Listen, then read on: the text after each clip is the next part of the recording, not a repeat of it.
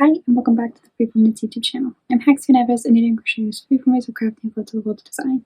All the places you can find me will be listed right down below this video. This is my channel where I talk about knitting, crochet, designs, all that fun crafty stuff, so if you haven't already, be sure to subscribe so you don't miss out on any future videos. This is podcast episode 60-something. I don't ever remember the podcast number, and it's actually been quite a while since I've sat down and podcasted. I think it's been like 2 or 3 weeks, I don't remember. Life stuff just kind of happened, which I kind of assumed would happen. I'm actually attending my first full semester of college classes, so that's taken up a majority of the time, obviously. And I have, though, quite a bit of knitting to share, I think. I feel like I had more, like, finished objects lying around because it's been such a long time, but maybe not, actually. I don't know. I kind of have things... Oh, I found some things in the bottom of this bin here. I kind of have things scattered about, so it's kind of going to be a bit of a it's going to be an episode. I don't know. I have quite a bit of knitting to share and crochet, just not necessarily all.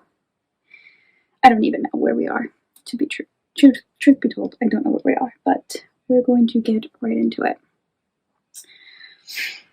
So we'll start off with, I do have one finished object that I don't think was finished last time, so I'll share that with you. We'll talk about some whips, and I'll share with you a little bit about what I've been up to in these weeks past. So first off, for finished objects, I do have this one knitted hat that may have been finished last time. I don't know. I was at least working on it. So it's just this fun, simple hat with this texture, this lace pattern that I'm obsessed with. I love it so much. And I just really wanted to put it on a hat. So this hat was made out of yarn bee, must be merino. I don't remember the colorway, just this silver color. And it's super fun. I actually have so many ideas for, like, we're getting into fall. It doesn't feel like fall right now. It's actually really hot in my room right now. But, you know, we're coming to the end of September. And October is starting, so fall will be around the corner. And I really have all these ideas I want to do for, like, hats and just all these ideas, but just time. As always, time and planning. Not so much it's implementing the plan. I can come up with a plan. I can't necessarily always get to implementing the plan, but we'll see. But I just really love, I've been really loving the quick knits with a fun stitch pattern that keep my interest, but is also at the same time very easy in this season of life. So I really love this hat. And that's, I guess, the only finished object I have. I really thought I finished something else, but I can't see it laying around. So I don't know what it was, what I was thinking, but anyway, we will go right into works in progress. So you'll have to pardon me. I hope, I don't want to do too much editing in this video, to be honest with you. I have a video ready to be edited about, because I've kind of been in, again, another stage of not being able to really plan my projects properly, and I have a whole video talking about reorganizing my yarn. And I take you along with me, little like vlog organization style video, which I love doing. And it's all ready, I just have to edit it. And apparently it's been sitting ready to be edited for like over 2 weeks now, and I need to get to that, but I'm filming this instead of editing that, and I really don't want to edit this too much. All that to say, I'm going to be digging to show you the projects that are all in this bin. So, I have 1, 2, 3, 4, and then this one is just a big one, 5. That's all the projects we're going to go through. 5 works in progress, and then everything else is just notions in here. So, where do we start? I guess we'll start with this project that I just started. So, to kind of get myself back into knitting and knitting socks and just being able to enjoy my crafts again, because things have been so busy and I've been busy with school. I feel like my crafts are kind of, again, I just need the simple makes with the fun stitch patterns, just something simple, and so I find myself knitting rather than just sitting around thinking to myself, I wish I could be knitting. I can be knitting. So all that to say, Julia, Knitter of Twin Stitches Design, is doing a 1-week sock challenge where you're challenged to knit a full pair of adult socks in 1 week.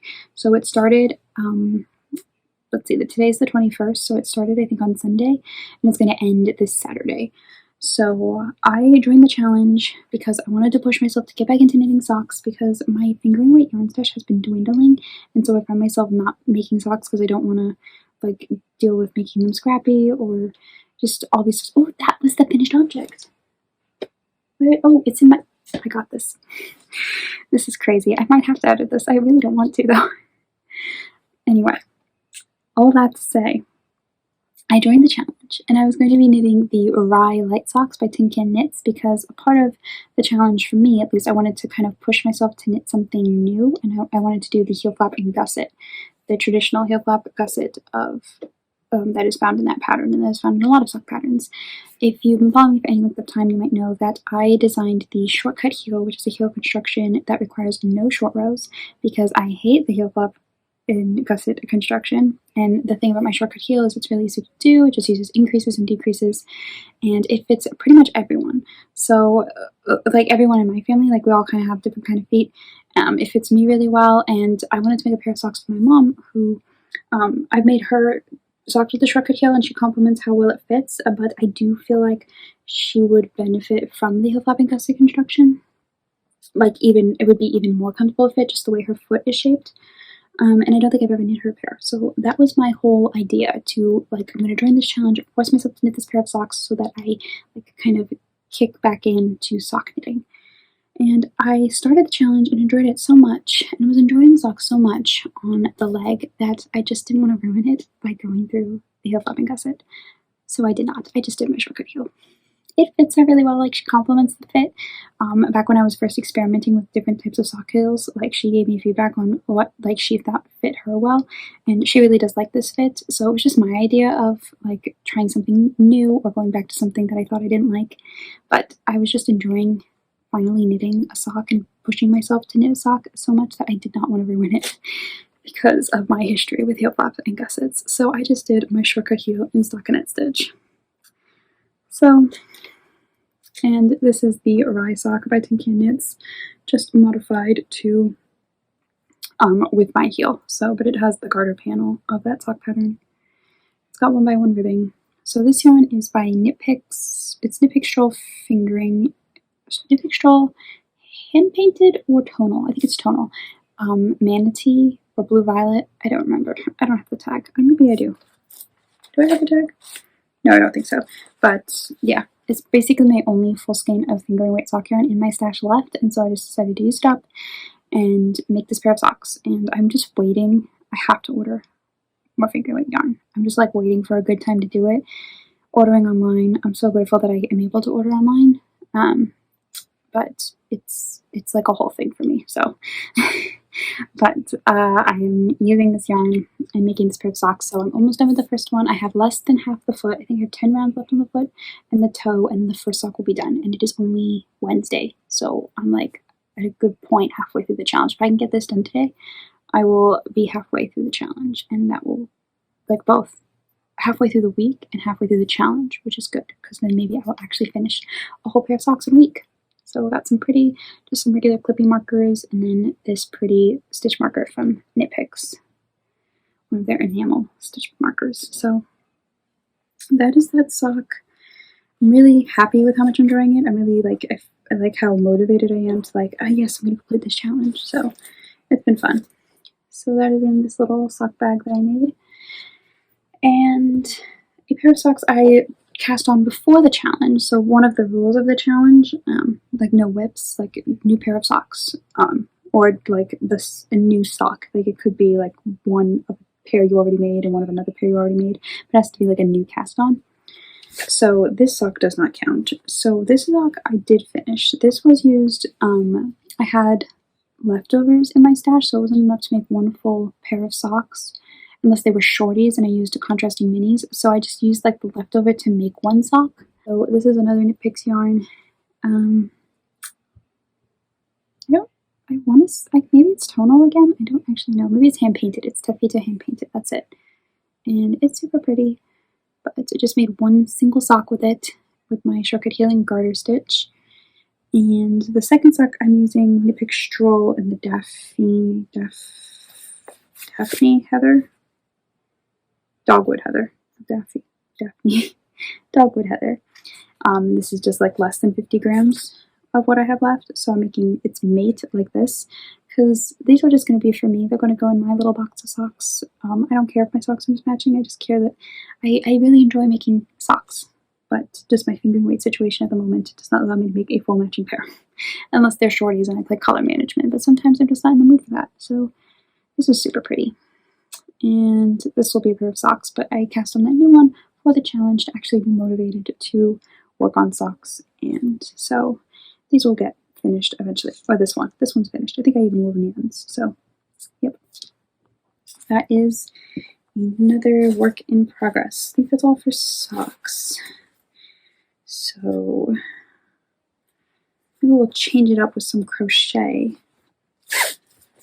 The crochet project is in here. I don't know, I definitely didn't show this, I think. So a while back I made a swatch of crochet color work because I've never really done crochet color work, and I wanted to make a cowl out of crochet with color work, and that is what I did. So I had some Knit Picks Brava minis left from when I made my Tunisian square blanket. I took out like the colors of white and gray and black, and so they were just 25 grams, and so I used those up to make this cowl. So here is one section, here's another section, and then I had these two greens in my stash because just this wasn't like wide enough for a cowl, just a little too short. So I'm doing one more section of this two complementing greens, and then it'll be like a full cowl, and it's so cool. I'm really proud of how my tension like changed and kind of evened out, because if you can kind of see at the bottom, it was really loose, and I had these like floats of where I didn't pull the yarn properly when I was changing color, but that's kind of evened out and it's really smooth, and I've actually gotten really fast at like changing colors and not having to like drop my yarn, wrap it, untwist it, pick it up the next color. Like I can do it all in one fluid movement, so I'm really happy about that. And it's really cool. It's a really cool technique.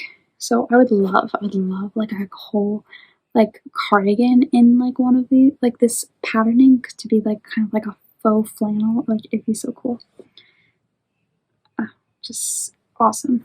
So I'm using a H-millimeter hook. I haven't touched this. This is honestly so close to being done, but I want to like film like a reel with it, and like kind of like a tutorial, because eventually and hopefully I can make like a whole pattern for this so that you can also learn this technique, but I just have not gotten around to that. It's not so much time, being low on time, so much as just like having the energy to attend to like all the different things, and sometimes you just gotta prioritize. So that's just been sitting here waiting for a good moment to actually finish that. So that is a crochet project, and my last knitting project is in this bag. So if I'm correct in what I put in here, I honestly don't know. Yes, okay. So I designed, I think over 3 years ago now, my Dots and Dashes cowl pattern. And it's just a simple DK weight, fluff in my nose. Simple DK weight cowl pattern. It's all striped and it's got this simple lace and texture. And so I decided to knit that, but use some fingering weight scraps, because I have these fingering weight scraps I've held on to. They're not enough for a full pair of socks, but I want to use them up. So I'm actually using the scraps of the socks that I used for my cabled stitch sock collection that I released this year. So here are the scraps. These are all Knit Pick Stroll Heather. I think they're called Stroll Heather. Stroll Tweed. So super pretty colors. And I have more of them, so I can get a good, I'll get a good length cowl out of this. But I was working on this for a while, and then I stopped. So I did use this contrasting yarn bee mini for the ribbing at the bottom. And then this is the patterning. Just this really simple lace with this garter texture in between the stripes. And I think I'm using a 4 needle. Yes, US 4, 3.5. Knit Picks interchangeable mosaic set. So it's a really nice gauge. Like I said, my situation with fingering weight yarn is a bit strange, and I really haven't knit with fingering weight yarn outside of socks and on different gauges, so I'm kind of enjoying that experience. I don't think, did I change the pattern? I don't think I had to change the stitch count. Like, it's written for DK, but because but it worked out that my gauge is pretty much the same, so I'm literally following my DK weight pattern, but using finger weight yarn, so it's okay. My finished measurements might be a little bit smaller, but this is like a 24-inch cord, and like this is a wool-based yarn, so it will probably be block to be the exact same size in the pattern. But it's super pretty, and I think I'm going to end up using the yellow in between and then the pink at the end. But then I have the pink, well, it's more lavender next to this hem. If I have enough for this hem, I might have to find a different mini. I don't know. I haven't touched this in so long. I kind of want to pick it up again, but actually I kind of just want to finish that sock so that I can say I finished something. Not to mention I'm also getting into sweater weather, and I've been wanting to cast on 2 sweaters for the longest time, 2 specific styles of sweater, and I just haven't got to that, so maybe this will be picked up soon, maybe it won't. Yeah, all the plans.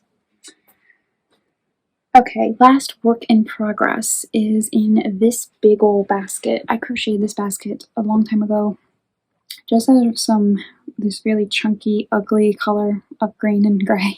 Not my favorite color, but it does make a nice basket. And I crocheted it on a very loose gauge, so it doesn't even stand up right on its own unless it has something inside it. But what I have inside is I frogged a sweater, like a whole sweater I had made for myself. You could probably actually see it in other episodes of my podcast. I think like back in episode 15. Like it was a finished object. I just never wore the finished garment, so I just frogged the whole thing into these big balls of worsted yarn. And so I had like 600 grams of this worsted weight yarn. And honestly, I've made quite a few things out of this shade of pink because I love this shade of pink, but now I'm at the point where I don't want to work with it because it's just, I've made so much out of it. So I had all this yarn and I didn't know how to use it up and decided on making a blanket. So I originally had a crochet idea for a blanket, a texture, but I just couldn't figure it out at the moment, in the moment of trying to work the increases with the blanket, because like I wanted to do a corner to corner so that I didn't have to worry about yardage and running out of yarn, because it would be counterintuitive to make a blanket to use up this yarn but have to get more yarn to finish the blanket.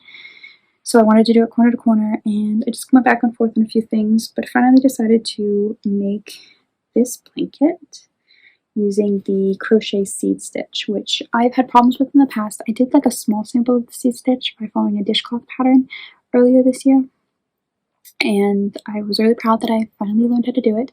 And so I applied it into this big old blanket, and here it is. I'm halfway through, so I've just started decreasing.